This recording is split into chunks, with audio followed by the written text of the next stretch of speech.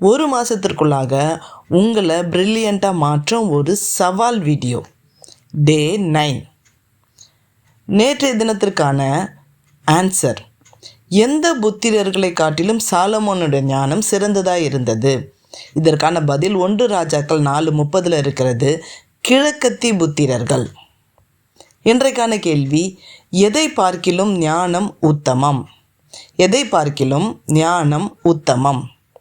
இந்த ஆன்சர் என்னன்னு நாளைக்கு பார்க்கலாம். படிப்பின் காரியத்தில் ஞானம், செய்யும் தொழிலின் ஞானம், உலகத்தின் பல பட்டம் பதவிகள், சிறப்பான அம்சங்கள், கண்டுபிடிப்புகள், பல ஞானங்கள் இருக்குது. ஆனால் இந்த உலகத்தின் ஞானம் தேவனுக்கு முன்பாக பைத்தியமாக இருக்கிறது என்று 1 கொரிந்தியர் 3:19 சொல்லுகிறது. இங்கே சொல்லப்பட்டிருக்கிற ஞானம் என்ன தெரியுங்களா? அப்படியே முன்னாடி வசனம் ஃபஸ்ட்டு ஒரு லைனை பாருங்களேன். முந்தின வசனம் ஃபஸ்ட்டு லைன்: ஒருவனும் தன்னைத்தானே வஞ்சியாதிருப்பானாக.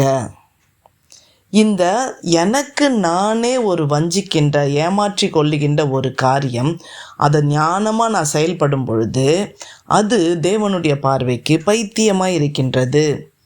நானே என்ன ஞானி, என்ன நான் பிரில்லியன்ட் அப்படின்னு நான் நினச்சிக்கிட்டேன்னா நான் தேவனுக்கு முன்னாடி பைத்தியமாக இருக்கின்றேன்.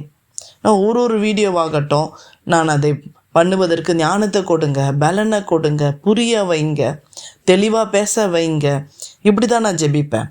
கர்த்தர் சொல்லுகின்ற ஞானத்தில், கர்த்தர் கொடுக்கின்ற அறிவில் தான் நான் எல்லாவற்றையுமே ரெடி பண்ணுவேன். அப்போது இந்த உலகத்தில் தன்னைத்தானே ஞானின்னு நினச்சி ஒருத்தன் வஞ்சிக்கிறான் பாருங்க, அந்த ஞானம் தேவனுக்கு முன்பதாக பைத்தியமாக இருக்கின்றது. ஸோ எந்த நேரமும் தேவனுடைய சமூகத்தில் உங்களை தாழ்த்துங்க. பாவியாகி என்மேல் கிருபியாயிருன்னு சொல்லுங்கள். செய்கின்ற தவறுகளுக்கெல்லாம் மன்னிப்பு கேளுங்க.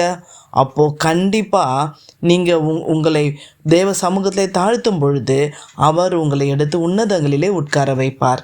அப்புறம் என்ன, நீங்கள் ஒரு சூப்பர் வின்னர்.